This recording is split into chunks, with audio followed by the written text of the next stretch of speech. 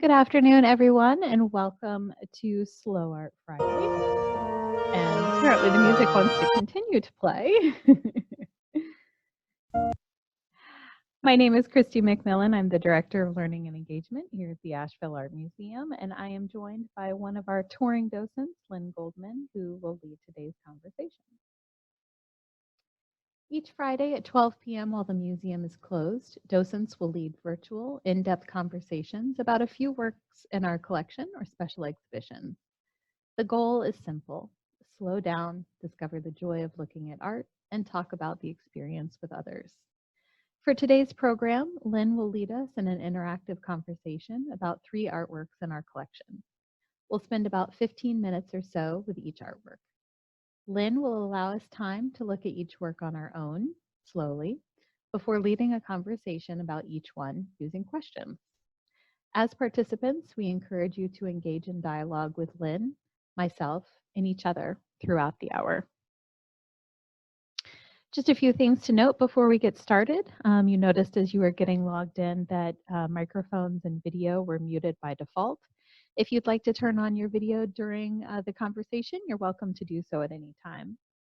We do recommend that you choose a quiet room and close the door, and to silence any alerts from any devices that you have nearby. Also, try not to sit in front of a window, lamp, or other strong light source. If you do have your video on, it just makes it a little hard for us to see you. Use headphones and microphone for best sound quality. While you can log in using your smartphone, we do recommend using a desktop, laptop, or tablet in order to see the slides and meeting tools on a larger screen. Just looking at everybody's login name, everyone has their first name and last name. Thank you very much. It helps us when we're having a conversation to know who we're talking to. To ask questions or make comments throughout today's Slow Art Friday program, you will be able to unmute your microphone whenever Lynne asks for questions or comments. You're also welcome to type any questions or comments that you have into the chat box. If you prefer not to jump in, but rather to be called on, that's perfectly fine too. In the participant sidebar, you can use the raise hand button, and either Lynne or I will call on you and unmute your microphone for you. We are recording today's program, so if you prefer not to be recorded, just make sure that your video and audio remain muted and use the chat box to submit any questions or comments. At this time, I am going to allow folks to unmute themselves and mute themselves at will. So you would be able to use the mute button at this time. Does anyone have any questions or comments before we get started? All right, Lynne, take it away. Let me just ask you a technical question. I'm seeing my background, but large. I'm not seeing anything else. Or will I see, once you put up the first piece of art, I'll see the art? Sorry, my screen is being shared, Lynne, so you probably have multiple windows open. You just need to select the one so that you can see my shared screen. Okay, okay. First of all, I just want to say welcome to everyone. Today we're going to, as Christy said, we're going to, first of all, escape, explore, and enjoy some art together. 3 pieces, and I welcome any commentary. I'm looking forward to our conversation. Christy, could you put on the first piece? And I'll... Okay. Is it up there, Christy? It is. Okay. I am not seeing it. Okay, I know what it is, so I can just, talk about it. That's the second one, not the first one? The first one, yeah.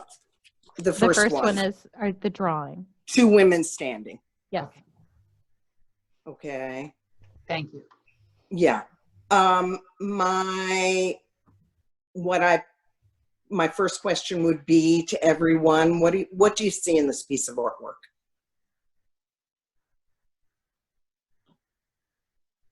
I see two women and they're posed almost as if one person's sort of in the mirror, except I think it's two separate women because it looks as if one has lighter hair and one has darker hair.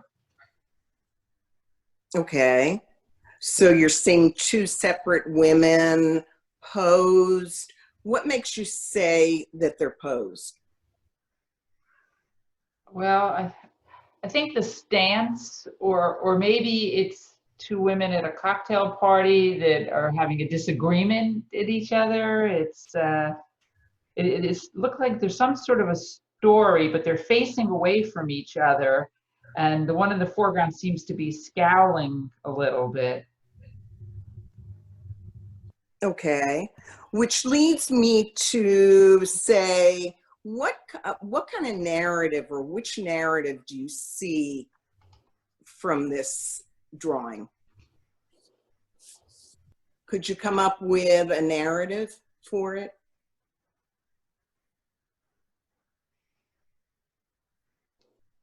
I mean, I heard you started to talk about it. Someone in the chat box put a party. Where are you seeing? Where would you position these women? Where do you think they are, since the background is not designated? There's some sort of a social gathering. I mean, I'm trying to look at the time period by the dresses and the chunky shoes, and they're not communicating to each other. So there may be some sort of a, as you said, disagreement going on there. Okay, so you're seeing it as a disagreement. Someone else see it differently? It looks to me like maybe the figure on the right is talking to someone else, because she seems to be looking at something, and the way she's holding that glass, it looks like maybe there's someone outside of the frame of the drawing that she might be engaging with. Okay, I saw that, Jay, you said you don't see it as a disagreement. How do you see it?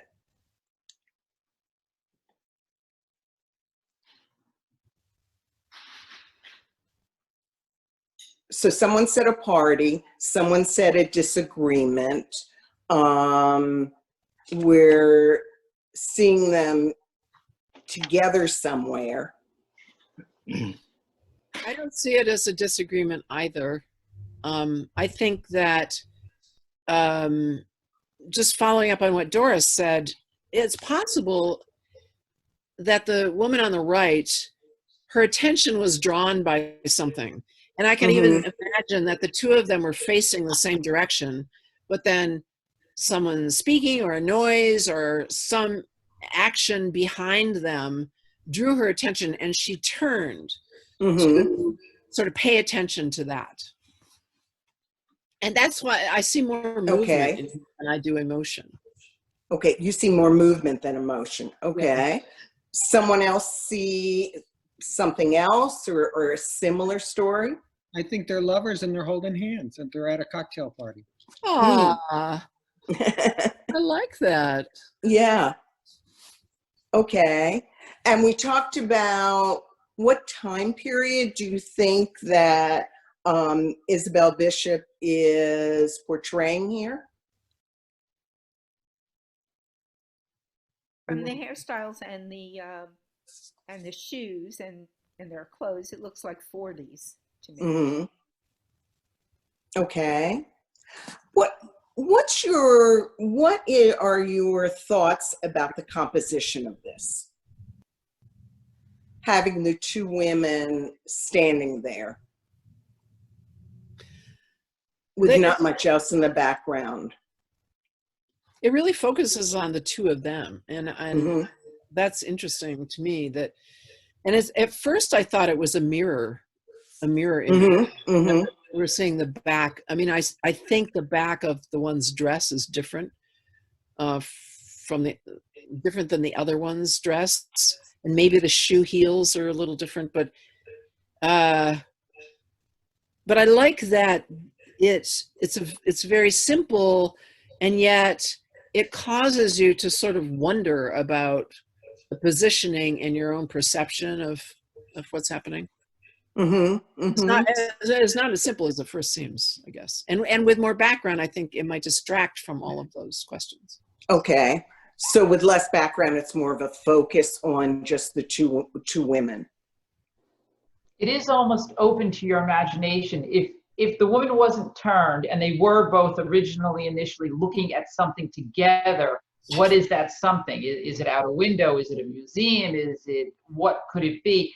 And then what is it that is called to her attention that she is turned away slightly? Is it a noise? Is it a catering party? She wants a refill in her glass, or we don't know. Right. So I'm hearing it poses more questions than gives answers. Right. I think, yes, open to interpretation or imagination, I guess. Mm-hmm. Mm-hmm. Is this a study for a painting, maybe? Is that like a wash of, it's drawing, and is that like a color wash that's on it? It's hard to tell. Anyone know? Joey, I had the same feeling that it looked like it was a study for a different Mm-hmm. picture, Mm-hmm.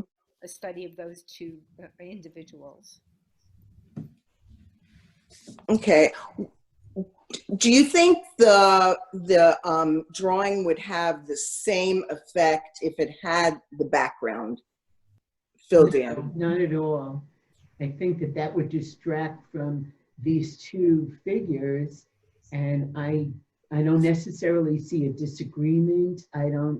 They could be anything. I mean, it's like a story starter. You can Mm-hmm. pick and choose and make it go any way you want. They could be at a family gathering and someone turned to say hello to somebody else. Mm-hmm. So it's really very up to the imagination, and we don't know what the painter had in mind or the artist had in mind. Right. So I'm hearing a lot of people understanding that it's pretty open-ended, and so a lot of narratives could fit. Does that resonate with you?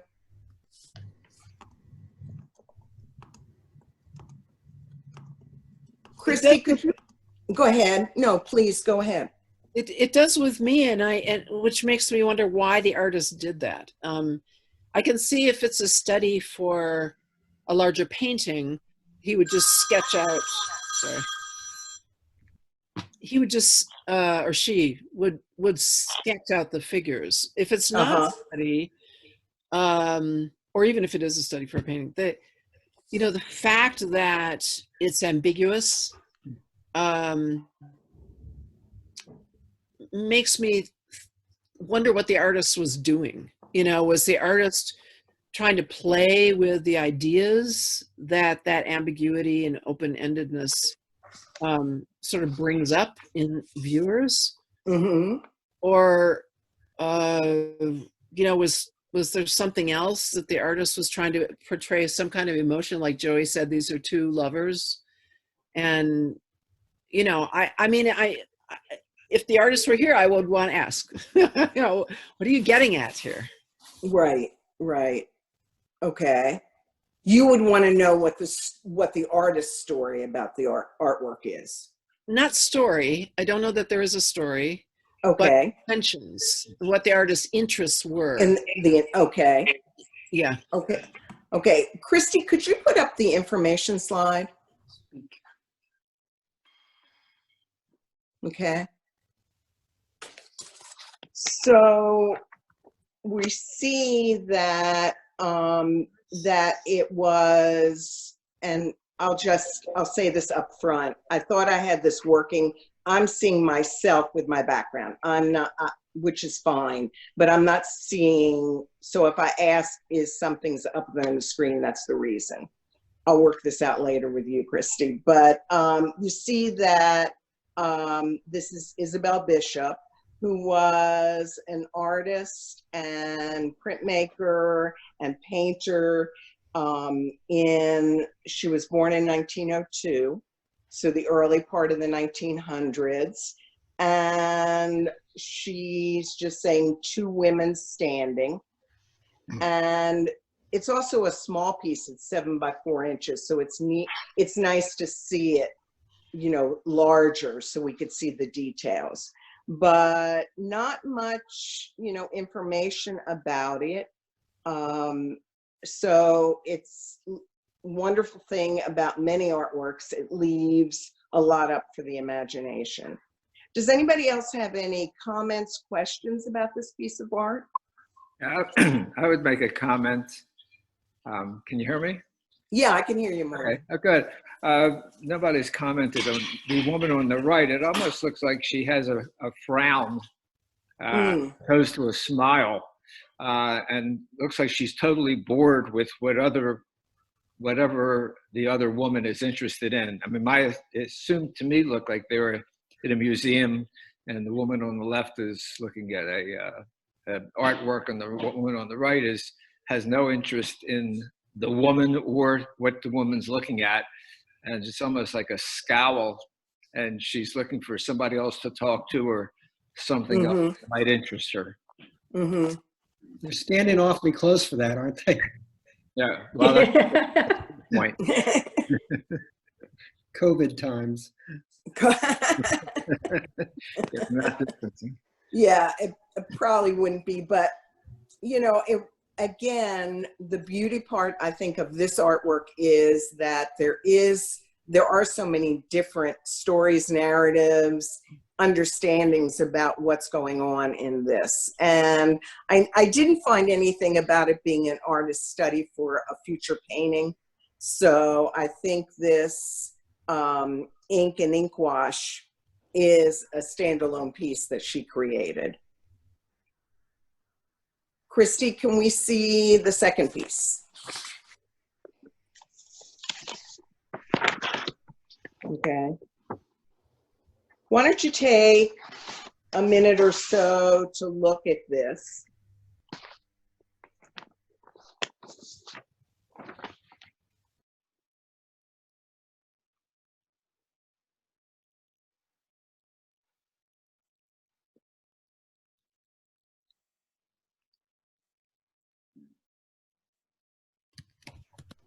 Okay. I sort of see a model like in the mask with the puffy skirt seated on the chair there on the pedestal.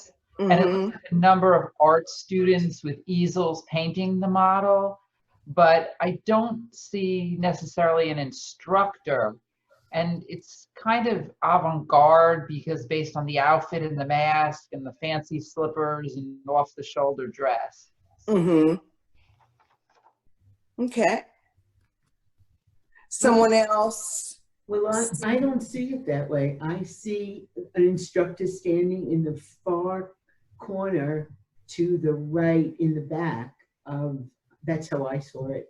And looking around at what people are doing,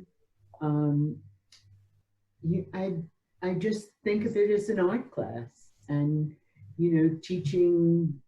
Maybe they're learning about perception because I see some pieces of paper on the easel.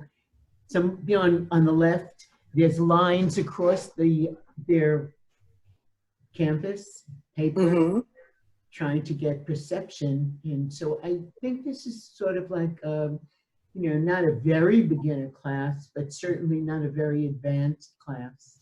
To take that one step farther, if you look at the dresses on the artists around, and they're very conservative, even frumpy. And if you look at the artworks that you can see, the artists are only painting the head, and the head hardly gives any insight into the character that's before them, with all the dress and the shoulder off the shoulders and the ballet shoes and all of that. I think that's interesting that the artists in the class are only looking at her head and not the whole avant-garde characteristics. I'm not sure I see it that way either. The only canvas that I really see that might be painting the model is the woman on the left. If you look at the back right where maybe the instructor is, there are two easels and they don't look like they're painting her. They have what appears to be different kinds of expressions. One of them looks sideways in a way that the artist wouldn't be getting that angle. So I'm seeing it as a very separate class. What can you explain a little bit further? What do you mean a separate class? Well, I don't see them all working on the same thing, even though I assumed that they would be when I first started looking at this artwork. Uh-huh. It just seems to me that the people, I think they're three men, in the back left, Mm-hmm. don't seem to be painting the female model. I mean, it doesn't look to me like the model. Although the woman in the foreground of that trio group there, although the picture doesn't necessarily look like the model, she seems to be looking at the model. So that's kind of interesting. I find the lighting very interesting, that it's all natural light. There's nothing there other than maybe the light coming in through the skylight. Mm-hmm. And that brings up the question of why her face is dark over her eyes, the top part. Mm-hmm. Like, it looks like she's wearing a mask. It can't be a shadow because of the lighting. Mm-hmm. It looks like a weird mask, or Blindfold. painted her eyes out. Somebody said a blind. You think instead of a mask, it's a blindfold? Yeah. Why? I mean, everything in this drawing makes sense according to the life drawing classes I've been in. Mm-hmm. Except for that, why would the model have a blindfold on? Anybody have any ideas about that? I mean, I thought it looked like a blindfold only to make her look a little more mysterious.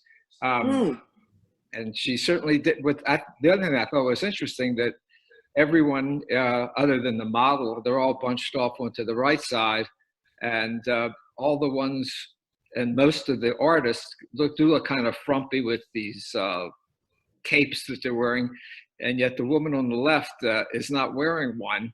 And maybe the woman on the left typifies the artist because she feels different from all the other people in the class. Uh-huh. She may be prudish, and she doesn't want to have everybody notice her body, perhaps. It'd be really interesting to break these comments down into what women say and what men say about it. Yeah. And the other drawing, the first drawing too, she's scowling. I don't see their dress as frumpy. I see it as period. Mm-hmm.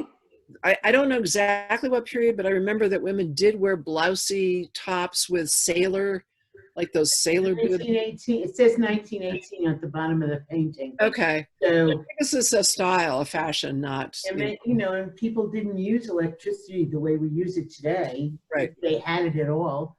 And skylights, natural lighting was the way to go for art.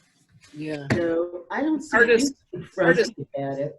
And artists, yeah, and wear these big smocks, oversized smocks. Then. Yeah, it looks like to me like the ones on the right are wearing smocks, and the one that's by herself on the left, it looks like she has an apron on instead. Yeah. See how it ties in the back?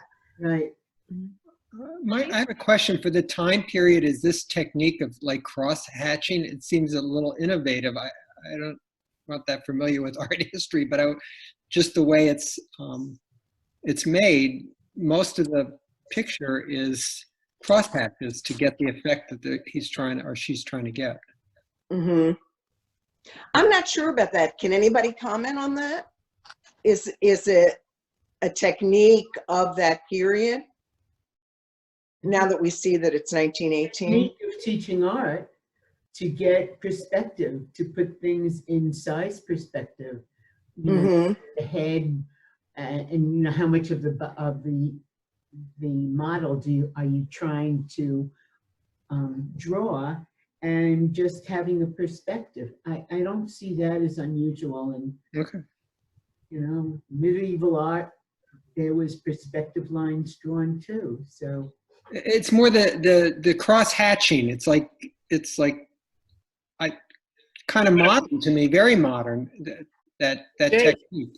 but Jay is saying that cross hatching was done by Leonardo, by Da Vinci. Oh, okay. Mm. Didn't know. I thought cross hatching was mostly used to show shadow, and it's not used here, but for that reason. Maybe it's because it's a pencil drawing that they use the cross hatching, or a charcoal drawing. But I wanted to ask An about ink. her. Is it possible that the mask that she's wearing is to hide her identity, because she is wearing kind of a risque outfit in relationship to the other people? Is she, you know, hiding her identity so she doesn't want to be identified as the person who modeled? I was thinking this possibly the same thing based on the way she's dressed, and that she wouldn't want to be identified. Mm-hmm. I think it looks very costumey to me, and if you look at her lips, they look like they're almost painted on. They're, you know, really dark and full, and so I'm wondering if it's just that whole mask thing is part of a costume, like a harlequin or something like Yeah. that. And somebody commented that she might be a circus performer. But there doesn't seem to be any holes for her eyes, so that's why it looks almost like a blindfold. Mm-hmm. Yeah. Her shoes look like as if she were a ballet dancer. They look like Mm-hmm. shoes, which doesn't really match whatever else she's wearing. Mm-hmm. That looks like a tutu to me. She's in a tutu, and that's an old style tutu that's up in the back. You know, that's how it's a huge dress. Maybe they don't want her to look at what the artists are painting her as until it's completed. I have another question. In the very foreground, there's a stool that has a broken rung. Oh. That has got to play somehow in the story. I hadn't even noticed that. Thank you. Artists make no money. Artist studios don't have money either. I'm wondering what's on the table. Is that an instruction booklet or something? And what's in the bottle? A box of charcoal, it looks like to me. Yeah. Mm-hmm. But the artist painted the rung as a broken rung. And I'm just wondering how that plays into the story. So for you, that's significant. It is. Uh-huh. Because it's darker. It's right in the center of the foreground. Mm-hmm. Anybody else have any idea about that? It might be that the woman on the far right is actually studying that and doing a drawing of that in still life, because she doesn't seem to be facing the model. Can anyone read what it says on the back of her easel there? I know someone earlier mentioned, what are those words or symbols? It looks like rector spelled backwards to me. The one word. It's hard to say. Is it a mirror image or bell? B-E-L-L. Yeah, Christy, why don't you put up the information slide, and then we can go back to the etching. Bellows. B-E-L-O. I think it was Bello, and I think it's what it says on the back of the painting that's on the right. It's his studio. And isn't this sort of in the style of Bellows? Yeah. Anybody know anything about George Bellows? He was a famous art instructor as well as artist, painter in New York. That's all I know. I did happen to read that the artist did not like him very much. Right. Yeah, and George Bellows was an art teacher and an artist, and he focused a lot on portraiture. And actually, the back of the canvas, written backwards, is Bellows' portrait, rector's slash rector, portraiture with, excuse me, Bellows portrait with rector. And actually Rector was, Ann Rector, who was an artist at that time, who was a friend of Peggy Bacon's. So does that give you any more information about, or ideas about what this is, what this painting is about, She might or have been, engraving? so Rector might have been the name of the model. Well, Ann Rector was one of the students in the class. Okay. Yeah, and left. yeah, yeah, and it's dry point. The information says dry point on paper. Anybody have information about what dry point is? It's actually an etching on a print, on a plate, so it's a type of print. So it's almost like engraving. Exactly, exactly. Yeah, and I think Morty, you said you did some research, and Peggy Bacon really didn't get along with George Bellows. She felt he had insulted her and implied or said that she would never be a very good artist. right, and he was bellicose in his own way. And she eventually, when he did compliment her on a piece of art, she was very surprised, because he was usually pretty critical of anything she did. Yeah, and these are all caricatures that she's drawing of the, certainly not of all the art students.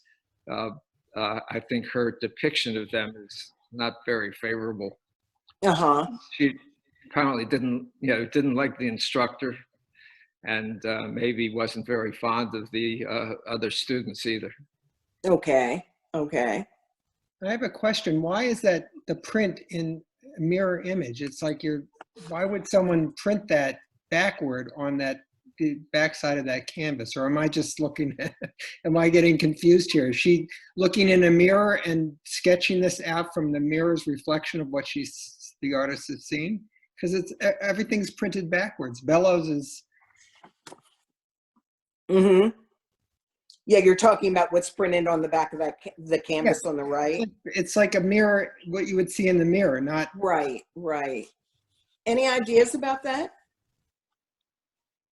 Wouldn't it turn out that way if it were written correctly on the piece of metal or etched? I don't know. And then printed? That would make it backwards. It's something to do with the process of printing that makes. Okay. Oh, I see what Christy just put in here, that printing plates, when inked on paper, are reversed. Okay, there you go. Thank you. I was reading the chat box. Yeah, thank you, Christy. Yeah. Did anybody notice just over the model that's being painted's shoulder, it appears to be someone peeking from behind the screen? Yeah, it does. I see that also, yes. Okay. It's like a little boy, perhaps. Uh-huh. That's a good catch. I didn't even see that. And the two ladies on the far right, they appear to have what I would consider to be a modern hairstyle for today. Most women wore their hair long and had them up in a bun or something like that.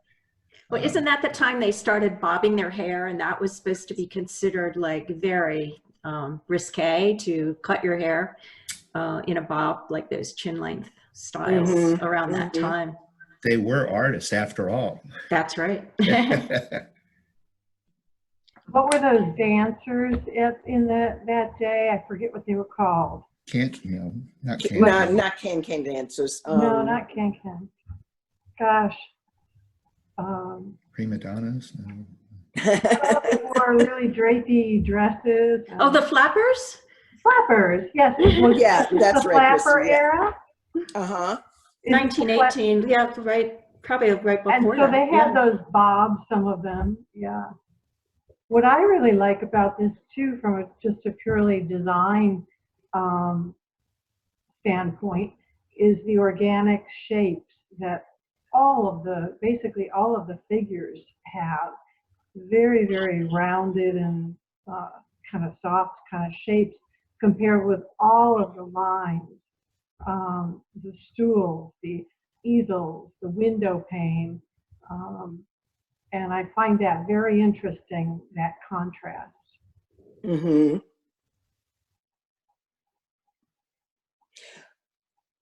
Would you have liked to have seen this scene in this etching done from a different perspective? How would it be different if we just imagine we were looking at this scene from the far right? So we would actually, instead of seeing the easel on the right, the back of it, we would see the front of it, and we would see more the other side of the model. Any thoughts on that? I'd be curious as to what her painting looked like or her drawing looked like. Mm-hmm. Mm-hmm. Me too. Yeah. I'd love to see this in color. I think that would be kind of interesting. Mm-hmm. Mm-hmm. So Doris, what you're saying is you'd be interested, unlike the first drawing that we saw, more detail, having like the color would add to the image for you. I think for me, yeah. Mm-hmm. Mm-hmm. Anybody else feelings about it or thoughts about that? Okay. Well, let me add this before we go on to the third one. Interesting, and I did not know this until I started researching this work, that both Isabel Bishop and Peggy Bacon were doing their art and living during the great Spanish flu pandemic of 1918.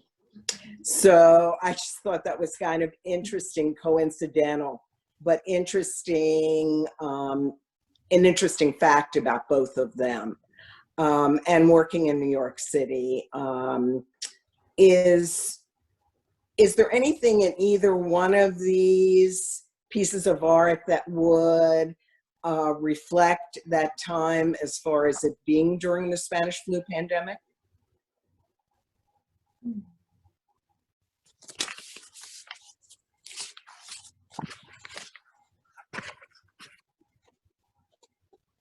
Yeah, I didn't see anything specific, but I wanted to ask because you have some wonderful ideas and interpretations of these pieces.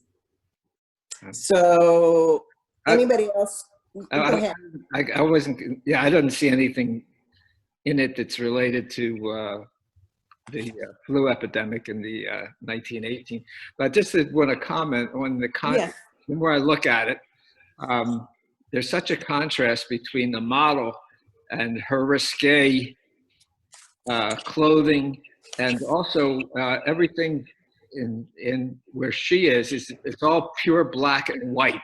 In addition to being kind of exotic and mysterious, everything else is shaded around it. So it's contrast not just by what she's wearing and what her appearance is, but the black and white in the center of the picture where everything else is a grayish appearance. So it's the contrast between her and the traditionality of everything else in the picture. Mm-hmm. Mm-hmm. Not much grayscale there. Yeah. Yeah, yeah. And Jay, I think it was Jay, mentioned that he's also seeing that may reflect the Spanish flu pandemic, that it seems to have some social distancing going on. Yeah, and Barbara, you mentioned something I saw in the dialogue box about the focal point. Did you want to comment any more about that? Well, I think the model is the focal point, and that's why she's lighter, and your eye is drawn to her because she's light. You know, just from a visual point of view, when you first look at it, he has her in the light. And even if you look at the skylight, she's like in the directly down from the skylight. Uh-huh. So she's the focal point of the piece. Right.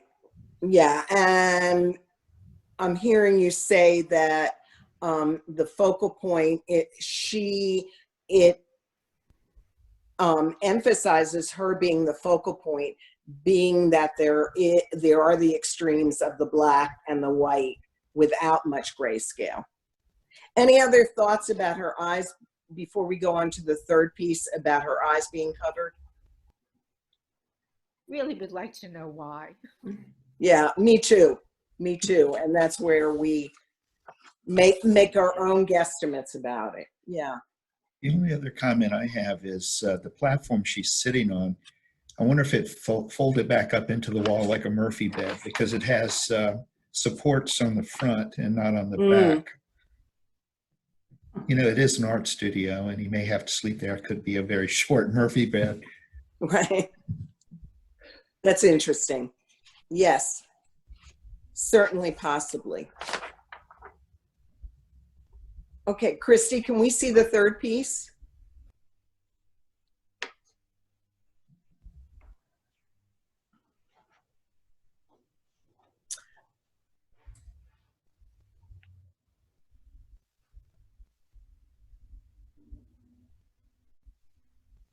What do you see in this piece? It's quite different from the other two. What are you seeing? Three different kinds of bodies. What do you mean? Can you say a little bit more about that? Car bodies, women bodies, and men bodies. Okay. But there's also some sort of distortion in the faces. They're kind of, I don't know, almost, I don't know. They're just, the ladies' faces are a little strange to me. Okay. So are the men's, so are the men. They all are cartoonish, kind of. Distorted. There's distortion there. Mm-hmm. And maybe that's the whole idea. You can have a body like mine, and it's like people distorting themselves to look a certain way. They all look like they're posing with the hands on the hips and the muscles and the facial expressions, and kind of a little outlandish, kind of showing off. The whole caption at the top, you can have a body like mine. I think it's a mockery of materialism and self-aggrandizement and pretensions, being too overly pretentious, bragging, etc. Okay. Anybody see anything else or want to add to what we've said already? I'm kind of interested in those sort of disembodied legs that look like they have like stockings on in the lower left there. Right. And maybe Yeah, the that caught my eye. upper right as well. Oh, yeah. From the edge of the page. Yeah, I didn't notice that. Mm-hmm. Mm-hmm. How do you interpret that? Anyone?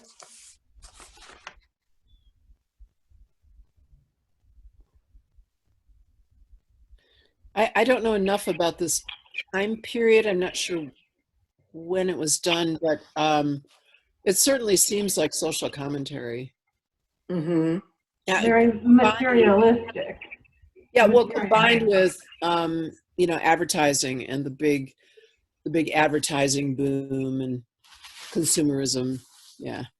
It's interesting that the women are clothed. I mean, they're even though the outfits are frilly and the way they're distorted, but they've got hats and they're clothed. Where the men are mostly unclothed, showing off their muscles and their body.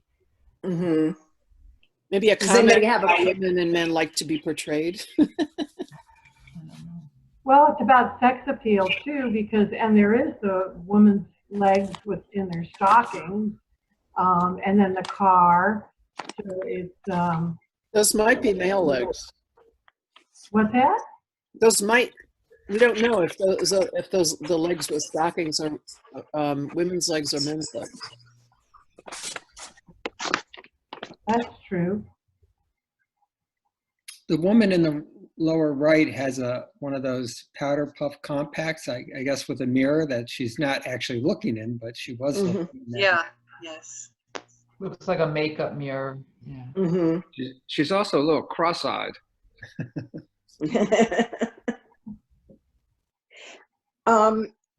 When you're seeing the women being more in the foreground than the men, does that have any meaning for you?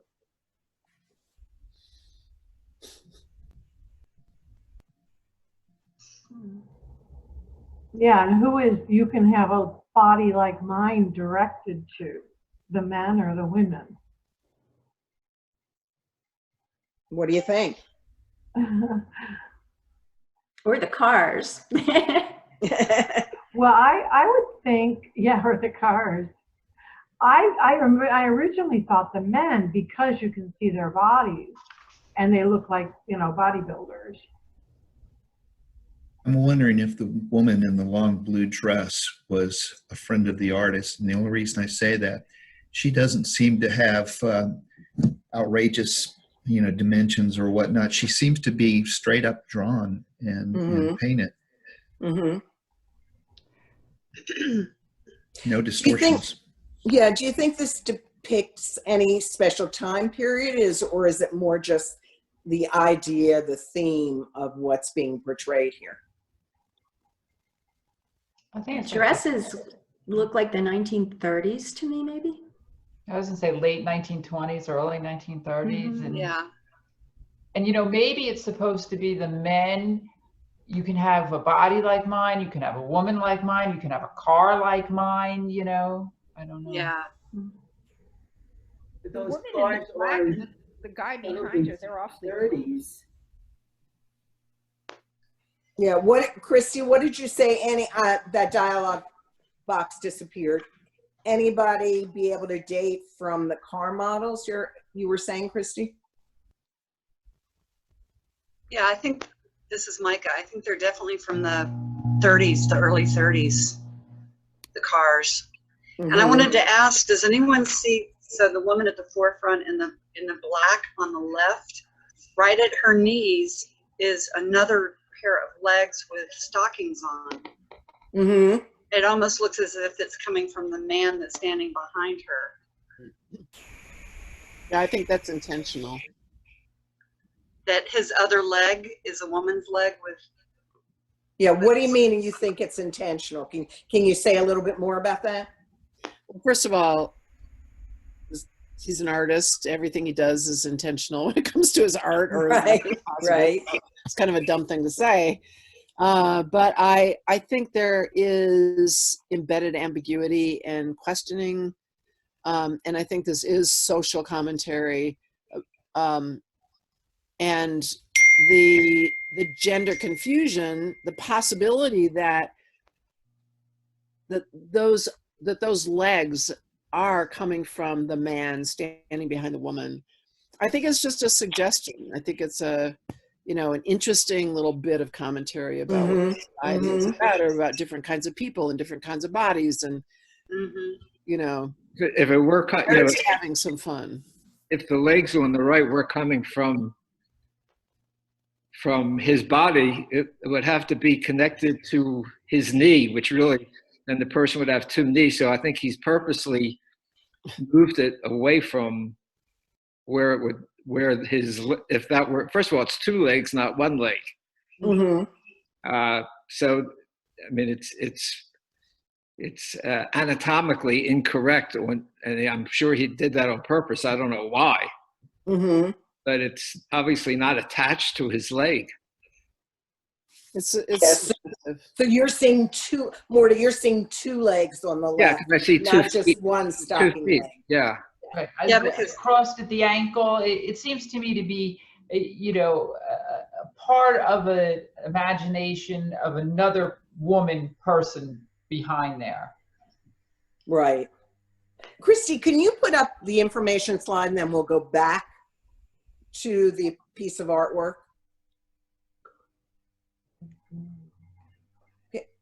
this is an artist, as you're reading, named Red Grooms. Is anybody familiar with him?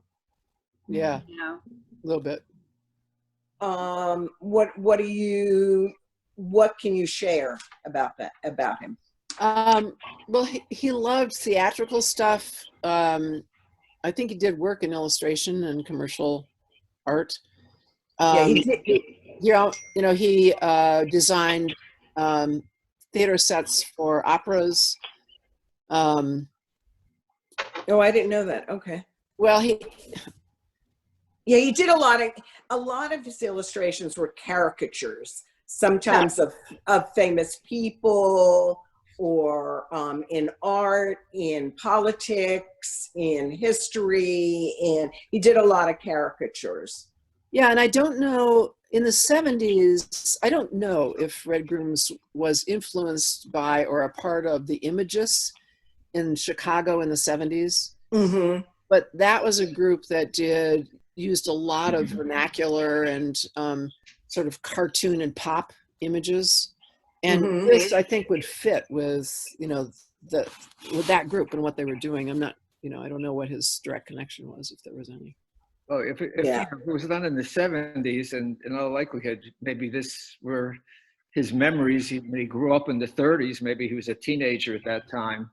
And so he was really showing what things were like when he grew up, not necessarily, it certainly doesn't look like anything from the 70s.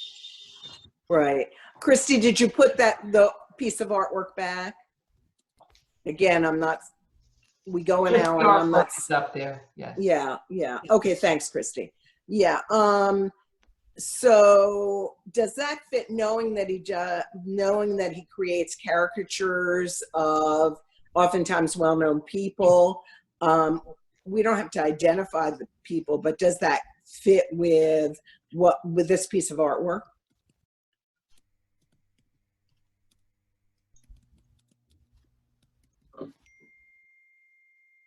Okay, maybe not. Yeah. That you see that it's a serograph, which is, as I'm sure you know, a silk screen process. What do you think about the way this was created versus being a silk screen process versus, let's say, a pen and ink drawing, or another way that he could have created the images in his mind?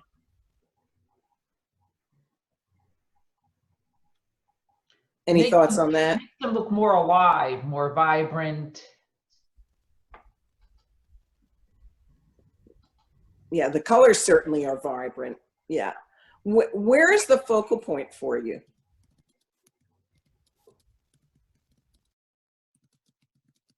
Where's your eye drawn as you're looking at this?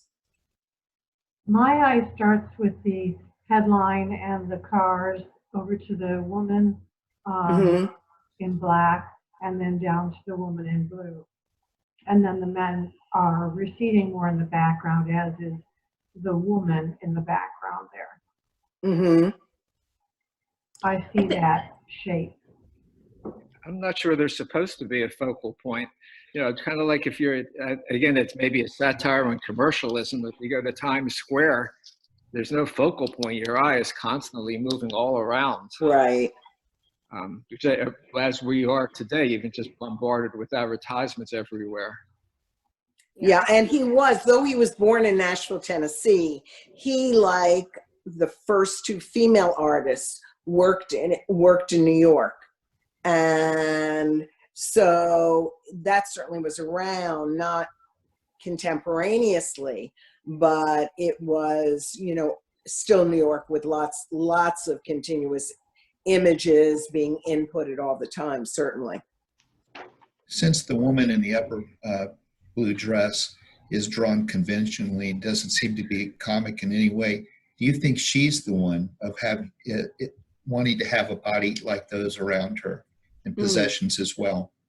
Or maybe she's the object of all of this advertising, because it seems like it's advertising, and maybe she's looking at everything. It's like confusing. There's so many images coming at her. Could you say that again? I didn't hear you real well. I was saying that maybe she is the focal point because all of the images around her are bombarding her with media, with advertising, with look like me, do this, dress like this, drive my car, get this guy. It just, and she seems more placid and not posed like the other two women are. Not a caricature like the other men and women in the piece. Right. So she's. Although if you look at her hand, her fingers seem a little exaggerated, and her nails.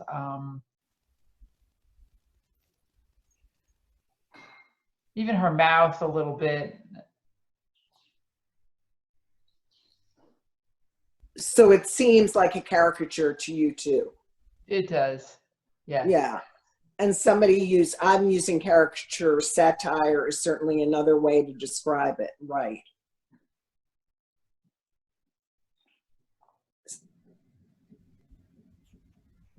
Yeah. Christy, you're saying the woman in the blue dress looks very masculine.